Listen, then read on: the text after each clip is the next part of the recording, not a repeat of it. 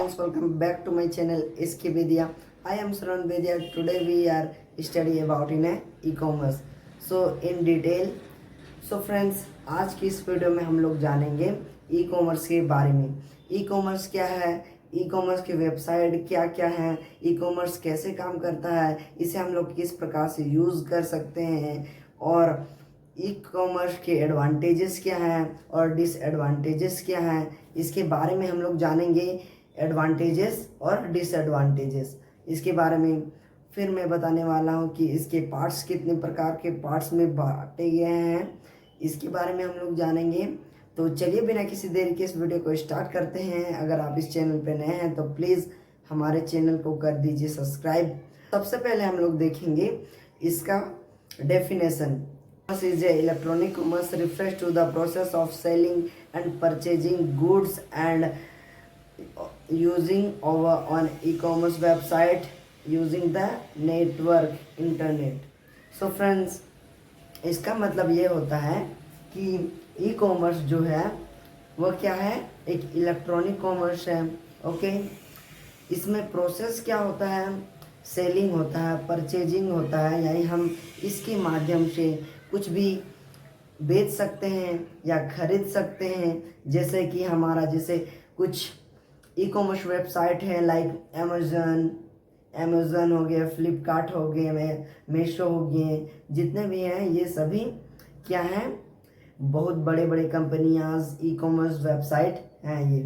तो इसके माध्यम से हम अपना घर बैठे बैठे ही क्या कर सकते हैं, कुछ परचेज कर सकते हैं, खरीद सकते हैं। तो यही है ई कॉमर्स वेबसाइट। तो इसकी वजह से इसको क्या से हम चला सकते हैं, यूजिंग द इंटरनेट, यानी हम इंटरनेट के माध्यम से इसे यूज़ कर सकते हैं। तो आइए देखते हैं कि इसे हम लोग किस प्रकार से how to create how to purchase an e commerce website like Amazon and extra. तो सबसे पहले हम लोग जानेंगे history of e commerce. Okay, history of e commerce तो सबसे पहले जो इन्वेंटेड किया था माइकल एल्ड्रिच ने किया था 1979 को। फिर जब सबसे पहले माइकल एल्ड्रिच ने ऑनलाइन शॉपिंग कार्ट 1979 को अपना ऑनलाइन शॉपिंग कार्ट अपना परचेज किया था, यानी सबसे पहले इन्होंने आविष्कार क्या किया था, ऑनलाइन शॉपिंग। इसके पश्चात इसके बाद जो वर्ल्ड वाइड वेब का आविष्कार किसने किया था, टिम बर्नर्स ली ने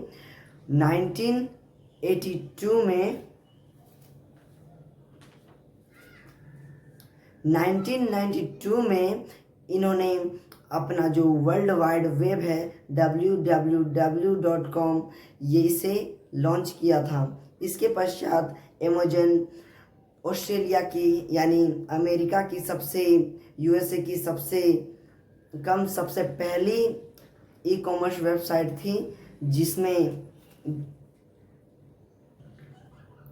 इसके पश्चात 2005 में Amazon is the most and first e-commerce website in the US. It follows any companies and others companies in follow since. So friends, Amazon जो थी इसे 2005 में चेंज करके इसे यूएस में एक ऑनलाइन शॉपिंग कार्ट बनाया गया, जिससे हम कुछ भी परचेस कर सकते हैं, जो कि आज दुनिया का सबसे बड़ा प्लेटफॉर्म है अमेज़न, जिसके माध्यम से हम परचेस कर सकते हैं। ये क्या है, एक ई कॉमर्स वेबसाइट है। तो ई कॉमर्स का आई होप कि आपने समझा होगा कि ई कॉमर्स के माध्यम से हम क्या क्या कर सकते हैं, हम कुछ परचेस कर सकते हैं घर बैठे बैठे ही। तो आइए हम लोग देखते हैं ई कॉमर्स के वेबसाइट के जो एडवांटेजेस हैं और इसके डिसएडवांटेजेस हैं, क्या क्या है इसे जानते हैं। तो पहले advantages of e commerce. Okay, तो advantages of e commerce like फ़ायदा है इससे ई कॉमर्स से। ओके, तो हम ई कॉमर्स के माध्यम से कोई भी चीज़ आसानी से घर बैठे ही, हमारा टाइम भी बचेगा, इसमें हमारा पैसा भी बचेगा। जिसके माध्यम से हम फ्री से बिल्कुल ही घर बैठे बिना टाइम गवाए ही अपना कुछ भी परचेस कर सकते हैं। ई कॉमर्स के माध्यम से हम किसी भी टाइम, किसी भी वक्त, किसी भी टाइम पर हम कुछ भी शॉपिंग कार्ट कर सकते हैं, शॉपिंग कर सकते हैं। और इसके पश्चात हमें अमेज़न इत्यादि एनी ई कॉमर्स वेबसाइट हमें प्रोवाइड करती हैं, बहुत ही ज़्यादा मोर चॉइस प्रोवाइड करती हैं। ई कॉमर्स के माध्यम से हमारा जो प्रोडक्ट है जिसे हम लोग परचेज़ करते हैं, ये हमें तुरंत डिलीवरी हो जाती है। ये भी एक एडवांटेजेस है। और इसके बाद हम देखते हैं disadvantages of e commerce. Disadvantages of e commerce में हम लोग इसकी बुराइयां क्या हैं ई कॉमर्स की, आइए देख। सबसे पहला डिसएडवांटेजेस है कि हम अगर कोई भी परचेस करते हैं, यानी कोई कपड़ा खरीदते हैं या परचेस करते हैं, तो उससे we can not try before the buy them. तो पहले हम लोग अगर हम कपड़ा खरीदते हैं तो ई कॉमर्स के माध्यम से हम लोग पहले ट्राई नहीं कर सकते हैं, यही है। और फिर हम इसके वजह से हम लोग जब पेमेंट का समय आता है, कई डिलीवरी वाला आता है, तो इसे ढूंढने में बहुत ही कठिनाइयाँ होती हैं, खोजने में। तो यही है डिसएडवांटेजेस ऑफ ई कॉमर्स। और कोई एनी ई कॉमर्स वेबसाइट इनेबल नहीं होती हैं कि हर समय एनी टाइम एनीवेयर नहीं खुला रहती हैं, वे 6 बजे से सिर्फ 9 बजे तक ही खुला रहती हैं। तो यही है disadvantages of e commerce. We can see different types of e-commerce. Who is different types of e-commerce? E-commerce is divided into 4 categories. Who is there? Next. So first one is business to consumer. Business to consumer like B2C. तो ये B2C किसी भी questions में पूछे जा सकते हैं, या तो इसके फुल फॉर्म्स पूछे जा सकते हैं कि B2C क्या है। तो B2C का फुल फॉर्म होता है बिजनेस टू कंज्यूमर। तो आइए मैं बताता हूँ कि business to consumer and next है हमारा business to business. Business to business का फुल फॉर्म होता है, सॉरी गाइस, B2B का फुल फॉर्म होता है business to business, and C2B का मतलब होता है consumer to business, and next one is consumer to consumer यानी C2C। यही है different types of e commerce, यही 4 भागों में डिवाइडेड है। तो आइए देखते हैं इन सभी के बारे में। तो सबसे पहले हम हमारा बिजनेस टू कंज्यूमर। तो whenever a company sells its product to the consumer online, it is called business to consumer. तो आई होप कि you are not understand, but I tell you. So friends, first one is business to consumer.